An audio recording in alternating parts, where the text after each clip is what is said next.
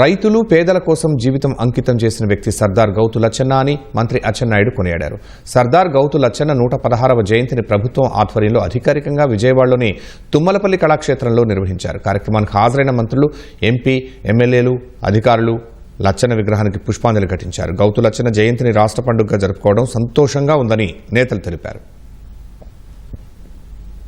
సర్దార్ గౌతు లచ్చన్న చాలా పేద కుటుంబంలో ఒరిస్సా బోర్డర్ లో ఒక మారుమూల గ్రామంలో పుట్టారు. నిరంతరం ఈ రాష్ట్రంలో ఏం జరుగుతుంది, బలహీన వర్గాలు ఏ విధంగా ఉన్నారు, రైతులు ఏ విధంగా ఉన్నారని నిరంతరం తెలుసుకున్నటువంటి వ్యక్తి సర్దార్ గౌతు లచ్చన్న గారు.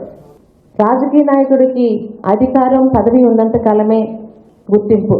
అదే ఒక ప్రజానాయకుడికి, ప్రజల తరఫున పోరాటాలు చేసిన నాయకుడికి ఆయన తర్వాత కూడా ప్రజల హృదయాల్లో సుస్థిర స్థానం ఉంటుందని నమ్మి ఆచరించి రుజువు చేసిన పెద్దలు తాతయ్య గారు.